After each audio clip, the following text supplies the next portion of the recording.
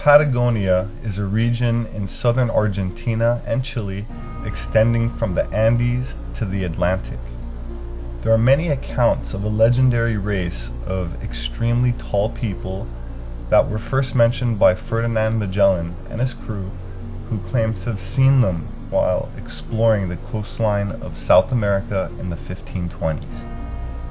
Antonio Pigafetta, a crew member and chronicler of Magellan's expedition, wrote about their encounter, and I quote, "One day we suddenly saw a naked man of giant stature on the shore of the port, dancing, singing, and throwing dust on his head. The captain, Magellan, sent one of our men to the giant so that he might perform the same actions as a sign of peace. Having done that, the man led the giant to where the captain was waiting. When the giant was in the captain and our presence, he marveled greatly and made signs with one finger raised upward, believing that we had come from the sky. He was so tall that we had reached only to his waist, and he was well proportioned. The captain named the people of this sort Patagonia." Many other accounts of giants in South America followed. In 1579, Sir Francis Drake's ship chaplain Francis Fletcher wrote about encountering very tall Patagonian natives, saying that, and I quote, "Magellan was not altogether deceived in naming them giants, for they generally differ from the common sort of men, both in stature, strength of body, and also in the hideousness of their voice." In the 1590s, William Adams, an Englishman aboard a Dutch ship rounding Tierra del Fuego, reported a hostile encounter between his ship's crew and abnormally tall and powerful natives. In 1766, Captain John Byron had circumnavigated the world in his HMS Dolphin, and word had leaked that the crew had seen 10-foot tall giants in South America.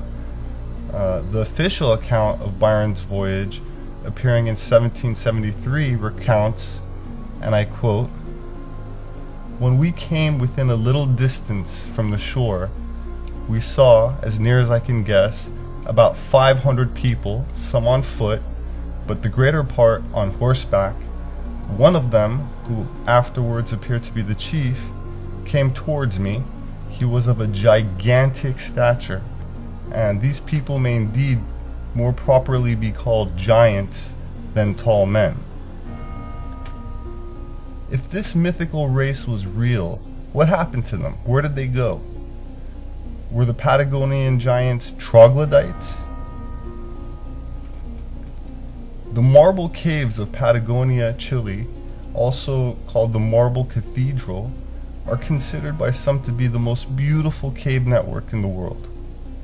Formed by 6,000 plus years of waves washing up against calcium carbonate, the smooth, swirling blues of the cavern walls are a reflection of the lake's waters, which change in intensity and hue depending on the water levels and the time of the year.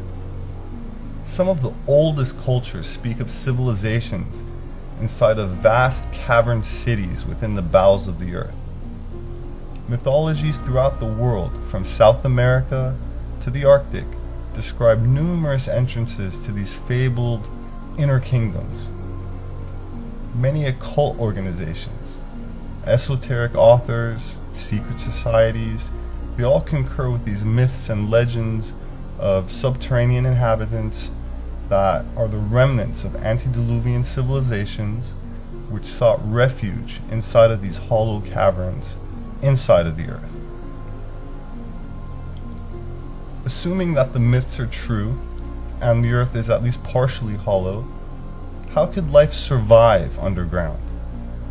How would organisms receive the ventilation required to breathe miles below the surface? What would provide the light needed to see?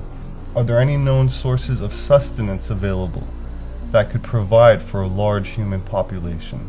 My name is Robert Sepehr. I'm an anthropologist and now author, and I'd like to invite you to explore some of these mysteries with me in an attempt to unlock their riddles which have eluded any serious consideration in mainstream academia. Species with Amnesia, Our Forgotten History, and Gods with Amnesia, Subterranean Worlds of Inner Earth. I appreciate all the positive feedback, and I'd like to thank you for listening.